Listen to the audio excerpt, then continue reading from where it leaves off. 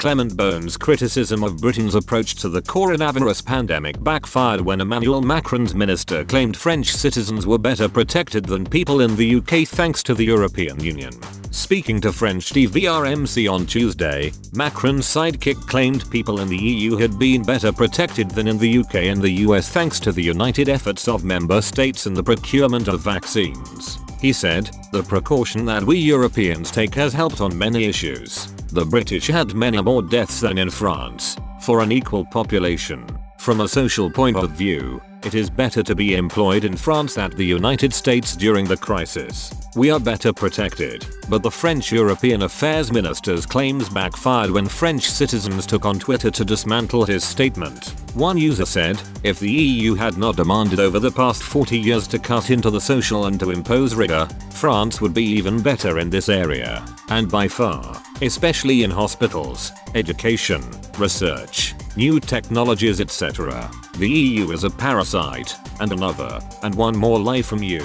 Today the UK, which has nearly 3 million more inhabitants than France, does not have 40,000 more dead today but 29,987 to be precise, or a margin of error of 25%. Review first. Really not serious for a minister. Another Twitter user also defended Brexit Britain. He wrote, "You criticize the UK. Do you want a comparison in deaths per million inhabitants with other European countries? Italy, 1,843. Slovakia, 1,848. Belgium, 1995. Slovenia, 1996. Hungary, 2,292. Czechia, 2,533. UK, 1,859. Proud of yourself. What did the EU do to protect these countries?" And another, "Why do you constantly bring up the British? Just get on with it. While you talk about Brexit because you're still bitter.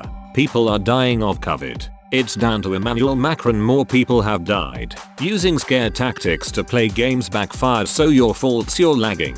The boasting from Mr. Beaune comes as France's hospital system is under heavy pressure from the pandemic, with the number of people treated in intensive care units for COVID-19 at the highest in almost a year, even though the country has just entered its third lockdown.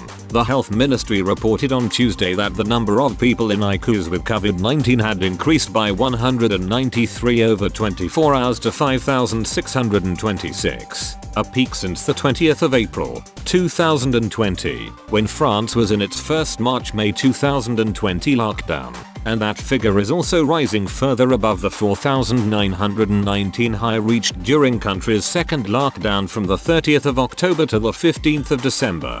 The total number of people hospitalized with the disease rose by 732 over 24 hours, the sharpest daily increase for more than 4 months, to 30,639, breaching the 30,000 limit for the first time since November 24 and closing in on the November 16 record of 33,497.